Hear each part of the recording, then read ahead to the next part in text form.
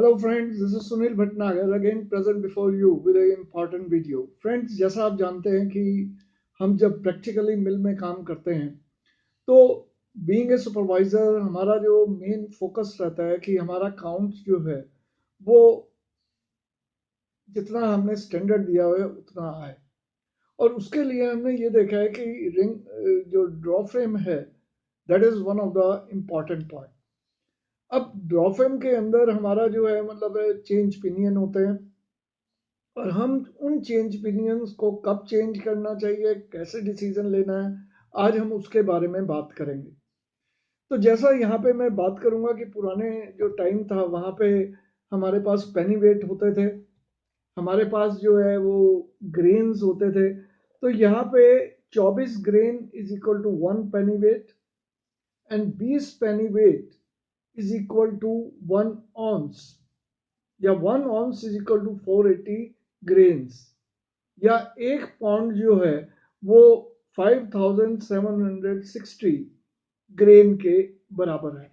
अब दोस्तों यहाँ पे हम जो बात करेंगे कि कब हमें चेंज करना चाहिए। मान लो अगर हमारा जो ड्रॉ फ्रेम है उसमें 55 ग्रेन्स पर यार्ड जो है जो हमारा जो है स्टैंडर्ड है और अगर हमारा 54 ग्रेन आ रहा है तो whether we have to change और नॉट।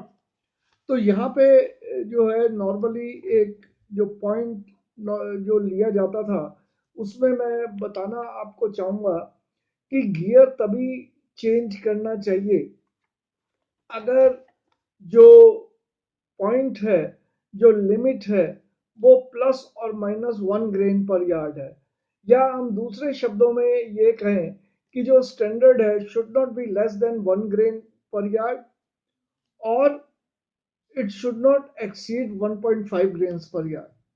अब रैपिंग जो है ये होती कब है? आपने देखा होगा कि कई मिलें शिफ्ट में एक बार करती हैं, कई शिफ्ट में 2 बार करती हैं और कई जो मिलों में हमने ये देखा कि एवरी 2 आवर्स जो है वो रैपिंग होती है।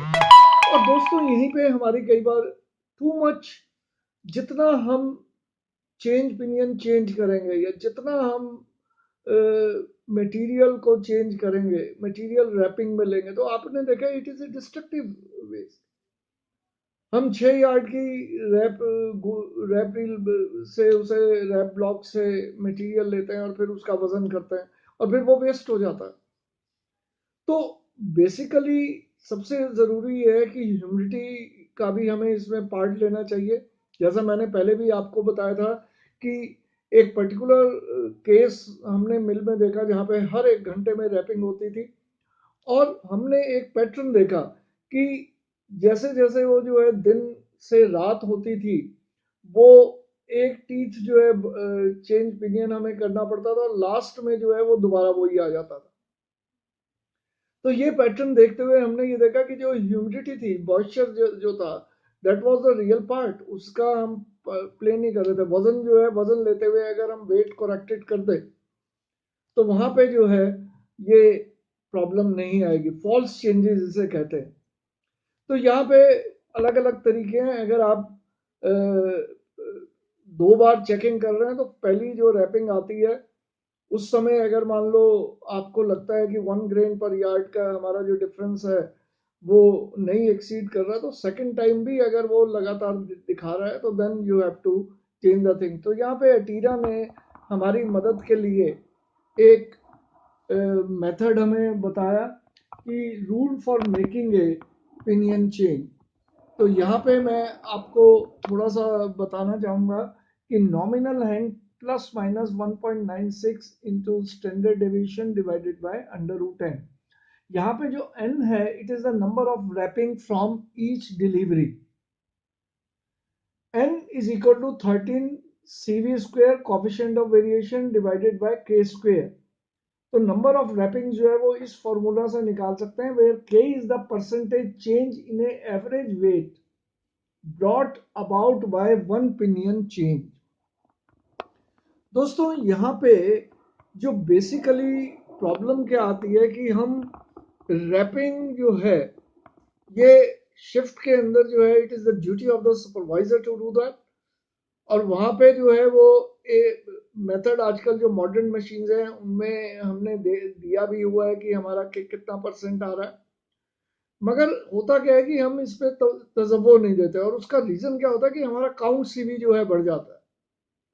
तो फॉल्स चेंजेस से बचने के लिए हमें ये पता होना चाहिए कि टॉलरेंस लिमिट क्या है, कि एक्सीड जो है वो 1.5 ग्रेन्स पर यार्ड जो है नहीं होना चाहिए, और लोअर जो है it should not fall below 1 grain पर यार्ड।